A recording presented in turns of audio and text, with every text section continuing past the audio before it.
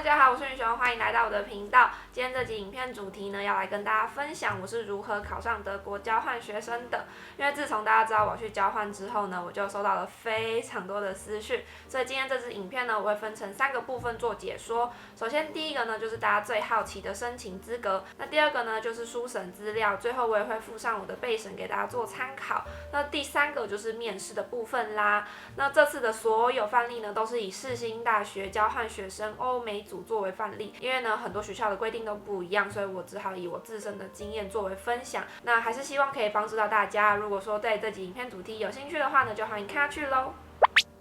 首先，第一个申请资格，你必须要是正式的注册生，也就是说呢，你有缴学费，并且具有学籍，才可以出去交换或者是申请这个计划。那像我是用学生贷款也没有关系，只要你在出国之前把你的学贷都弄好了，你已经注册成功了，你一样可以飞出去交换。那如果说你今天是休学或者是退学的状态，那就是没有办法了。那第二个部分是世新自己规定说，如果你今天要参加这个计划呢，你的历年总成绩是要高于75分以上，或者是如果你没有75分，你在排名上是前50%一样可以申请。那历年的成绩的意思就是说，假设我今天大3申请，那我就是要提供大1、大2累积的成绩，不能说我只提供大1整个学期或是大2整个学期的，是要历年累积下来的排名还有成绩才算数。那再来下一个部分就是你要准备书审，也就是你的备审资料。那在介绍我的书审资料之前呢，我要先跟大家介绍一下今天的赞助商 Wondershare。那 Wondershare 呢是一个 PDF 的编辑器，像我之前在准备我的备审资料的时候，我就很常使用这个 PDF 编辑器，它可以压缩 PDF， 还有合并啊、拆分 PDF。像我之前学测在做备审的时候呢，就很常遇到档案太大啦，需要压缩才可以上传。那这个时候就可以使用 Wondershare 的 PDF 编辑器。那这次我最主要用到的功能就是合并 PDF， 因为我发现呢，我有太多的奖状啊，还有一些资料啊，全部合并起来。那这个时候呢 ，PDF 编辑器就是你最好的帮手，我就可以把我的多益证书、我的实习证明、我的奖状啊，所有都合并在一个档案里面，然后拿去扫描或者是拿去列印。而且呢，他们还可以使用 OCR 来扫描文件变成文字可编辑档案呢，进行修改。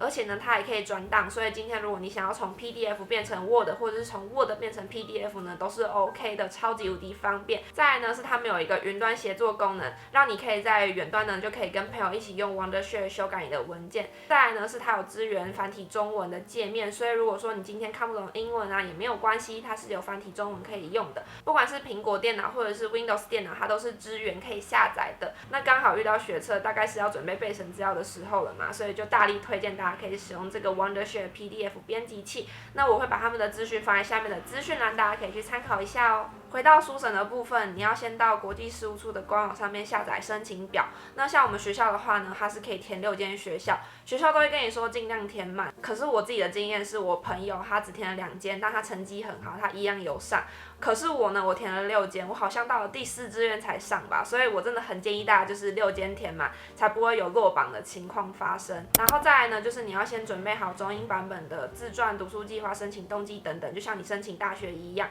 那我这边的 tips 就是告诉大家呢，一定要好好的先写好这份资料，你很有可能会在之后申请签证，或者是德国姐妹校啊，或者是中国姐妹校之类的，会要你再重写一份。这个时候呢，你就是直接把你原本档案再给他们一次就好了。所以我真的非常建议大家这一次的资料就好好的写。然后我自己的话呢，有很多都是放奖状之类的，像我就有放我之前去加拿大游学的证明啊，还有我去刑事警察局实习，然后去参加公关竞赛得名等等的一些证明。那时候平常还跟我说我资料很丰富啊等等的，所以我觉得如果说你今天资料真的特别多，放上去是没有关系。像我那时候好像有超过一点点，好像18页还是19页，他们是不会特别去抓。但是如果你真的一叠看起来太厚，他们连看都不会想看。我觉得就是抓好你的分量，然后尽量可以多写一些你的经历。建议大家，如果说今天你已经确定好你想要交换什么学校了，如果说你今天是想要交换那个学校呢，你就到他们的学校官网里面看一下他们给交换生的课程，然后你就把那个课程的课名给 copy 下来，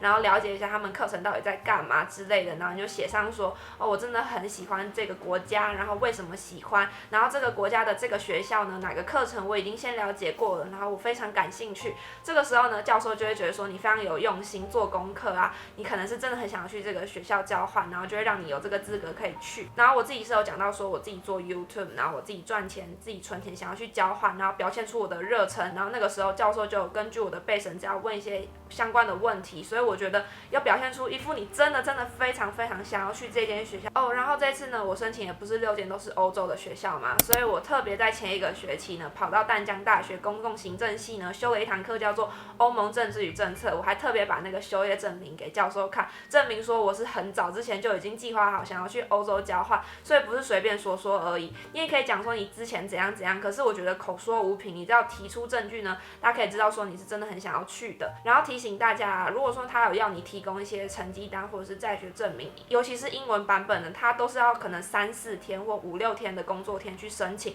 在这个时候呢，你就必须好好的提前到你们的教务处进行申请。然后那个时候呢，我就是因为人在加拿大嘛，我还特别打电话请我同学到学校帮我申请。所以呢，这部分大家一定要特别注意，不要说忘记申请之后来不及，不能马上拿，你就错过了这个 deadline。最后就是你要附上你的外语检定，我自己是附多益啦，不过有些学校像是如果你要申请美国的话呢，他就会要你附雅思或者是托福。那这些考试呢，可能要过了1个月才会给你成绩单，所以一定要记得天提早去考试，才可以及时拿到成绩单。那像当时呢，我是有看到一些学长姐他们是事后才补成绩单的，那也是因为他们先考完试了，只是成绩单还没出来。那如果说你是等到交换的时候才去考试，那就绝对来不及，所以一定要先提早做准备。再来呢是面试的部分，我们学校呢是要求要穿正装，我是觉得说以我自己的经验来讲，好像是比大学面试再稍微正式一点点，因为我自己本身是传播科系，那我们是比较活泼的那种气氛，所以我就没有穿得非常正式。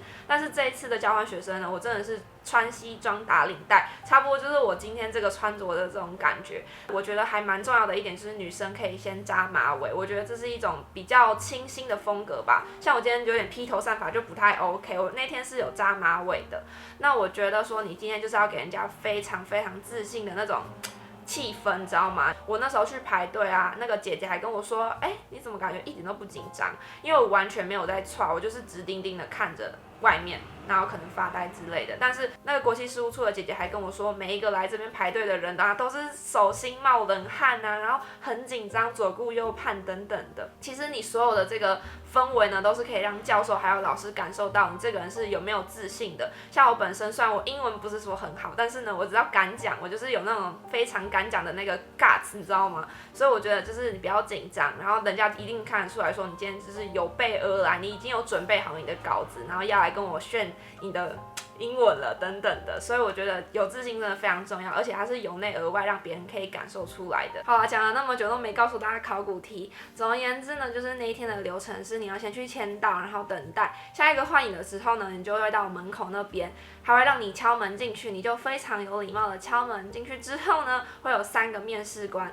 有2个分别是台湾人老师，然后有一个是外籍的老师。那他会先问你说可不可以用1分钟自我介绍你自己，像我自己本身呢是准备1分钟的版本，不过我日本组的朋友是跟我说你可以准备一个长的一个短的，比如说30秒或者是1分钟，这样子的话就可以根据面试官要求你的描述进行自我介绍，我觉得是比较保险的，所以这个方法也推荐给大家。我自己遇到的一个状况就是呢，3个老师呢我都有一点点听不懂，有一点点像是台湾的老师他有一些口音嘛，所以当然有些词汇你可能不是很理解。那再来呢，外籍老师就是什么状况？他呢就是英文太好了，所以你听不懂，所以我那时候就是有一点愣住，但是没关系，愣住没关系，就是要假装我听得懂。那时候我就是一直讲，没有停哦，不管是你好还是不好，但是你就是敢讲嘛，出去敢跟人家沟通就是一件好事。那他们问我的问题来了，第一题，自我介绍完之后呢，他会根据你的备审资料进行提问。首先呢，他们问我为什么只填了欧洲的学校，因为他们看我6间学校都是欧洲的，所以就特别问我说，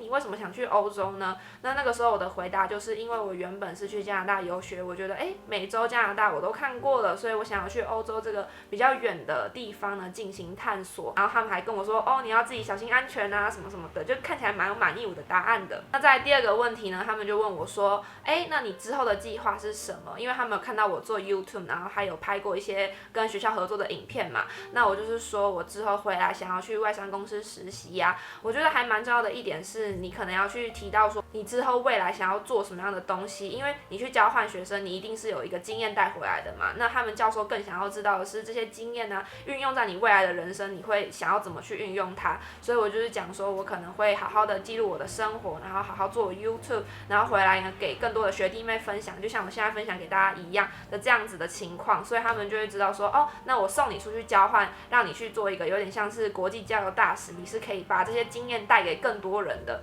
所以我觉得这部分也是一个还蛮好的加分。然后不管你今天是不是想要就是跟我一样来分享还是什么的，可以讲说你以后会多多参加学校的一些分享计划啊，因为有很多国际事务处办的一些活动啊，都是学长姐来做一个演讲，那他们会觉得说我送你出去是值得的，他们才会想要把你荐送出去嘛。然后第三个好像是问我 YouTube 相关的问题，那这部分就是比较私人，就不方便公开给大家知道。所以呢，他们的重点就是会截取你在备审资料的一些东西，然后去问你问题，他们不会凭空问一些奇怪的问题啦。那我之前呢也有看到一些学长姐有一些考古题的连结，我一样放在下面给大家做参考啦。自己个人觉得呢，世新大学交换学生算是相较其他学校啊，比如说淡江啊、辅大啊、台大之类的，都已经算是很好申请了。尤其是像我们的欧美组更好申请，因为名额很多，然后想要去欧美的人可能也相较日本或韩国比较少一点点，所以竞争力其实好像也蛮不高的啦。所以大家呢，就是如果有想要去交换的一个心呢，我觉得就是可以试试看。我觉得